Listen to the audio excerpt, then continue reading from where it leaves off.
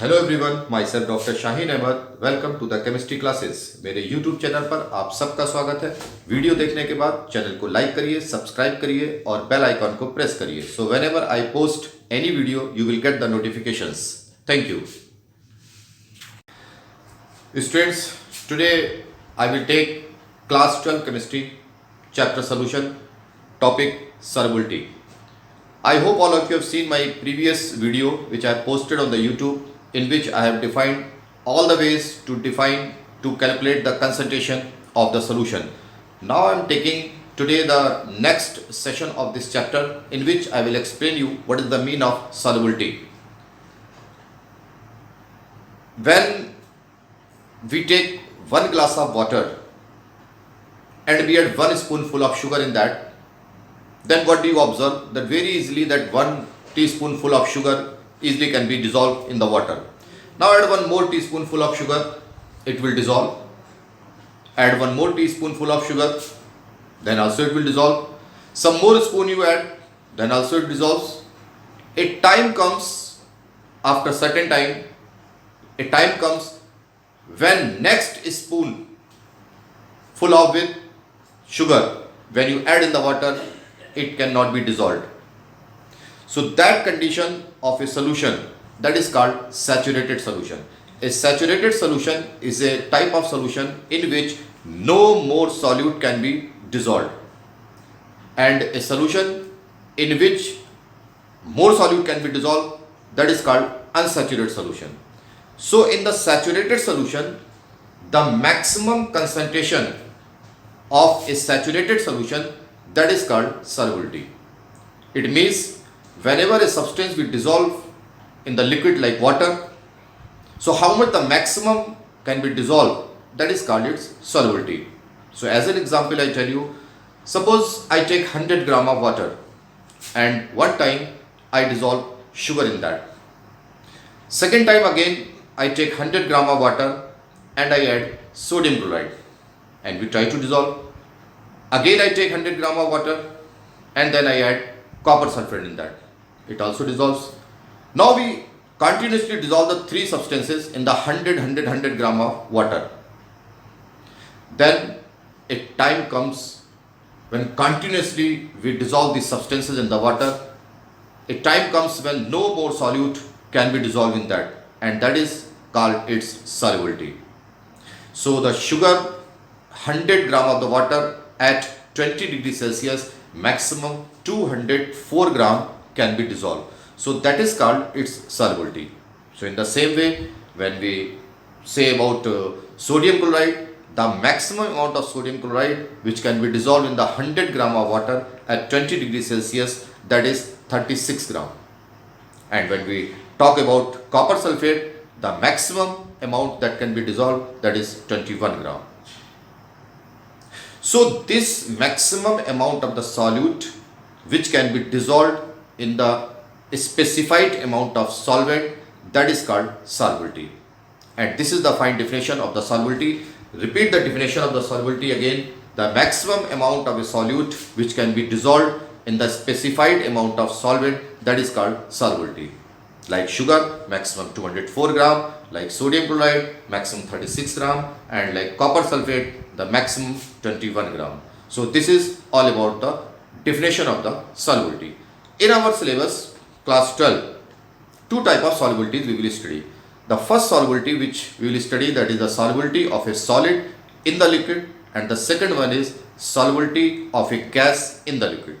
So first we talk about solubility of a solid in the liquid. So first we talk about solubility of a solid in the liquid. Let's say when we make a solution at home, then how do we make a solution? We take sugar and water.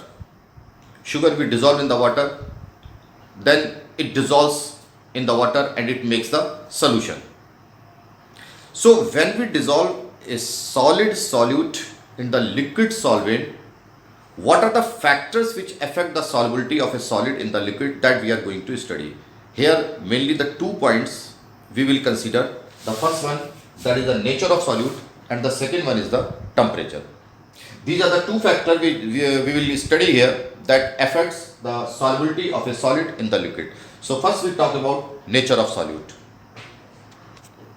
In the nature of solute, we will study one point here, and that is called like dissolves like.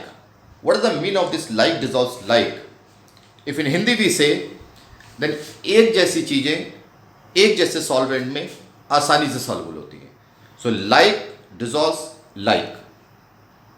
Same type of substances, they can be dissolved in the same type of solvent. What is the meaning of this? Actually, the solute which we are dissolving in the water, they are of two types. One is ionic compound, which are charged because they contain ions, and the second type of compound, the covalent compound, they are mainly uncharged.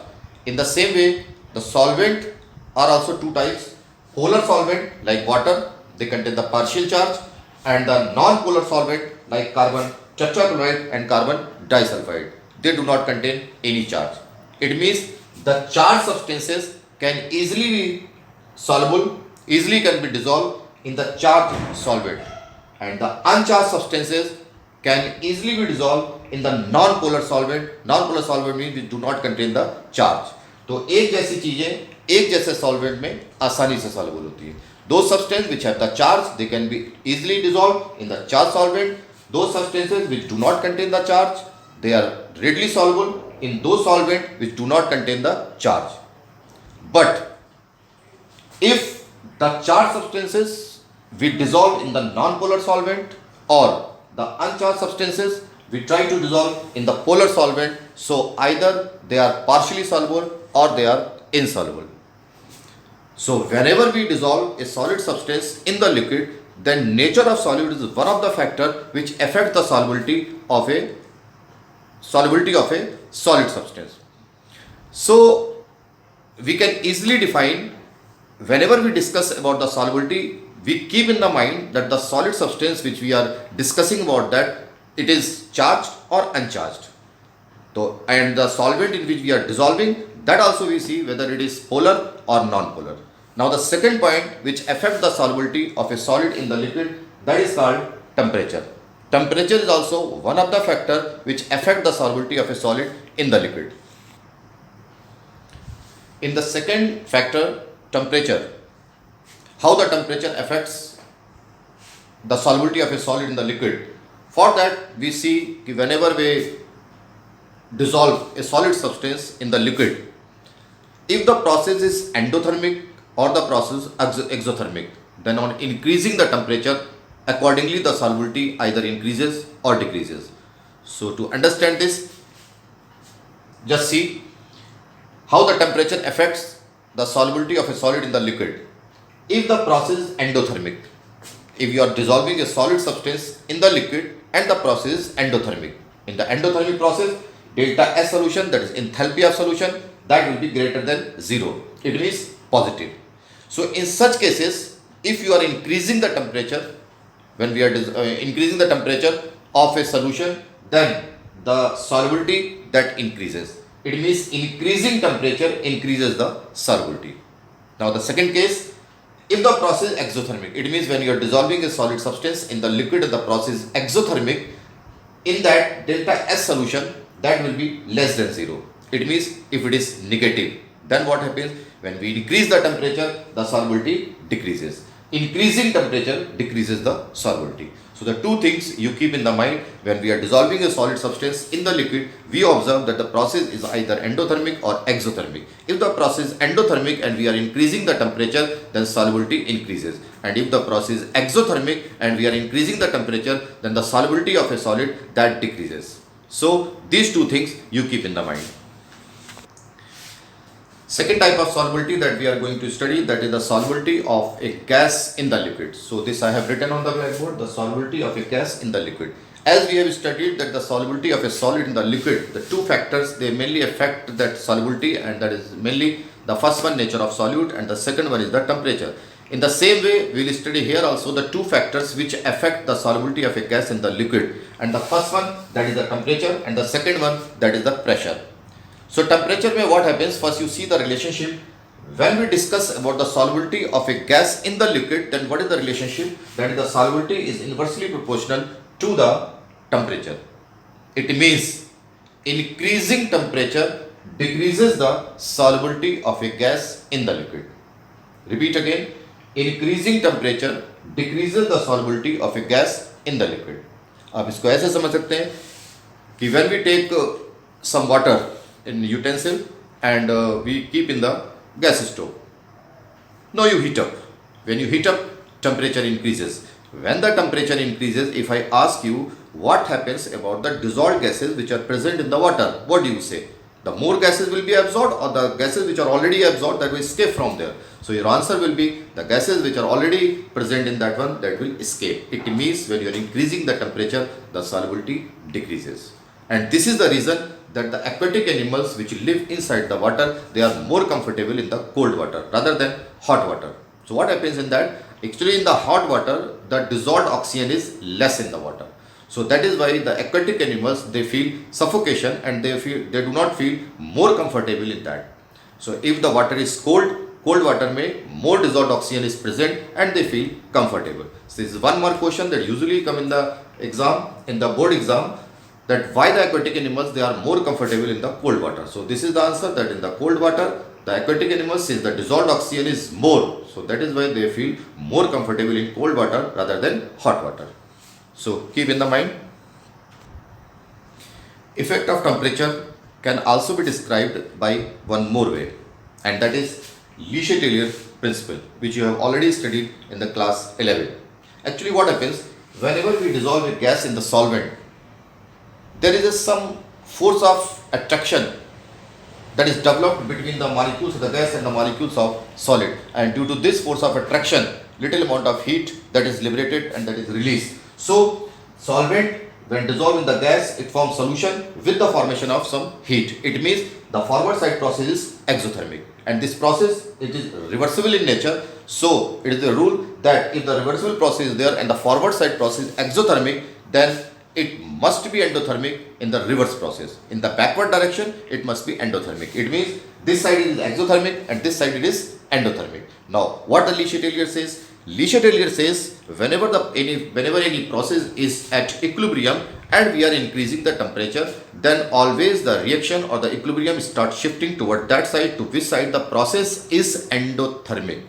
It means if we are increasing the temperature of this process, the reaction start moving toward that side to which side the process is endothermic. Then which side is endothermic? This side exothermic, this side endothermic. It means the process starts shifting at the backward side. Backward side means in the way of dissolution or in the way of separating to each other. In the way of separating to each other. Here, solvent and the gas, both the things are mixed into each other. When the process goes backside, the gas and the solvent, they are separated to each other. It means the gas escapes from the solution. So with the help of the Le Chatelier principle also, this effect of temperature can be described. Now the next factor which affects the solubility of the gas in the liquid, and that is the pressure. So here I am describing the another factor, that is the pressure. And to understand this effect of pressure, we take a system. In this system, downside we take a liquid, and here I am taking a gas, and this system is covered by the piston. Piston is like this, it can move up and down. So this piston can move down and can move up like that. So this is the gas and this is the liquid. This gas is like that can easily be dissolved in the solvent, in the liquid. जैसे oxygen gas can easily be dissolved in the solvent, in the water. So this liquid and this is the gas. Gas is easily soluble in the liquid. Now you just think. Now this system I am pressurizing with the help of this piston. And when we pressurize this piston, what do you think? The gas which is present on the upper side of this system, that will be more soluble or less soluble in the solvent? So your answer will be more soluble. It means when we increase the pressure on a gas, the solubility of a gas in the liquid increases. So that is the effect of pressure. To think properly, what is the effect of pressure of a gas in the liquid? Increasing pressure increases the solubility of a gas in the liquid. And this concept is very well explained by a scientist, and that is Henry, and it is called Henry's law. Henry very nicely described the relationship between the amount of the gas which is dissolved and the pressure. What did he say? He also said the same thing. Increasing pressure increases the amount of the gas in the liquid, and amount of the gas he took in terms of mole fraction. So what do we say? Increasing pressure increases the amount of the gas in terms of mole fraction, and I am writing the relationship between the mole fraction of that gas and the pressure. Now see, this is the relationship, that is the XV is directly proportional to the pressure. What is XV? X is the mole fraction and B any gas. So XV, the mole fraction of that particular gas, is directly proportional to the pressure. When we remove the directly proportional, we put a constant, and that is XV is equal to K into P. Pressure को इधर ले आते हैं. P is equal to 1 upon K into XV. Or 1 upon K, we make another constant. We make another constant that is called Henry law constant. So we write a final relationship, that is P is equal to KH into XP, and this KH is called Henry law constant, P is called the pressure, and X is called the mole fraction of that particular gas. So this is the final relationship which you learn properly, the very important Henry law. P is equal to KH into XV. This Henry law, different gases, they have the different values of Henry law constant, like oxygen, nitrogen, carbon dioxide. All these gases, they have the different values of the Henry law constant at a given temperature.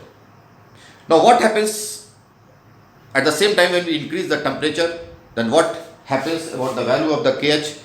Increasing temperature increases the value of the KH for a particular gas.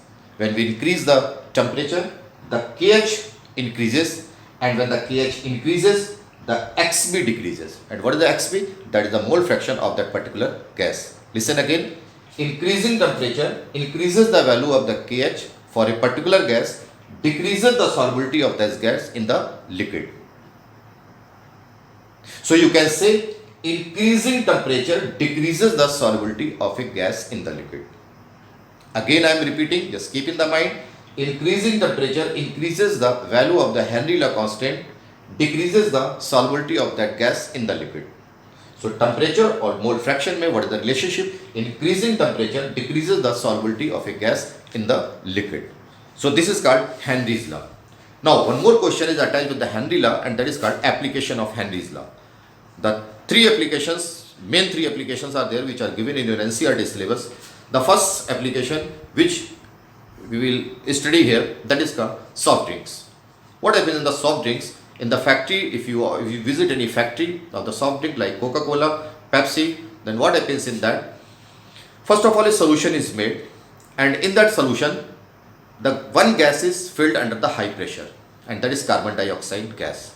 So when the more pressure is applied on the gas, the more and more amount of the gas is dissolved in the liquid. So this is also based on the Henry law. Increasing pressure increases the amount of the gas in the liquid. So this is the first application of Henry law. Now the second application, that is for scuba divers or deep sea divers. You might have heard many times when the scuba divers or the deep sea divers, when they go deep inside the sea, they carry the air cylinders with them at the back side, compressed air. So they are carrying the compressed air with them, and when they go deep under the sea, then the pressure increases, and when the pressure increases, the gases which the body that is absorbing the gases, the more and more gases are absorbed in the body. And at the high pressure, the more and more gases are absorbed. In the compressed air, mainly the nitrogen is there and the oxygen. The oxygen is used up by the metabolism of the body. It means you can say the body metabolism can use the oxygen which is present in the compressed air, but the nitrogen that cannot be metabolized in the body. The nitrogen remains in the blood in the form of bubbles. So when the deep sea divers, they come up on the surface of the sea, the pressure decreases, and in that case the bubbles which are present in the blood, they create a very painful effect, and that is called bend or decompression sickness. So this is the second application of Henry law. Then how we avoid this problem? How we can avoid this problem? So this is also one more question which is given in an NCERT. Then how this problem can be avoided? In that case, when they carry the compressed air with them, that compressed air is diluted with the helium. So if we properly dilute the compressed air with the helium, then as according to the need, the gases, they are absorbed by the body. The third application that is also very, very important, and that is called anoxia. What is anoxia? Just listen. What is the problem of anoxia? Actually, those people which live continuously at the high altitude, then they face less atmospheric pressure. On the Earth's surface where we are living, that is equal to 1 atmospheric pressure, and here the oxygen content is almost 21% and the nitrogen content is almost 79%. But when we go to the high altitude, the pressure is less, and in less pressure, less content of oxygen and less content of nitrogen that is available in the atmosphere. So the people continuously, those who live in the high altitude, they face the problem of taking oxygen. It means they get less oxygen, and when they get less oxygen, then their body starts suffocating, and in that case they face a problem. What is the problem? They feel weak and they are unable to think properly. They are unable to judge the things properly, and this disease is called anoxia. So these three applications are there which you keep in the mind. The first one is the salting, and the second one is the decompression sickness or the bends, and the third one is called anoxia. So this is all about the Henry law and its application. Now I am closing my session today. Next session very soon I will come to you. Thank you.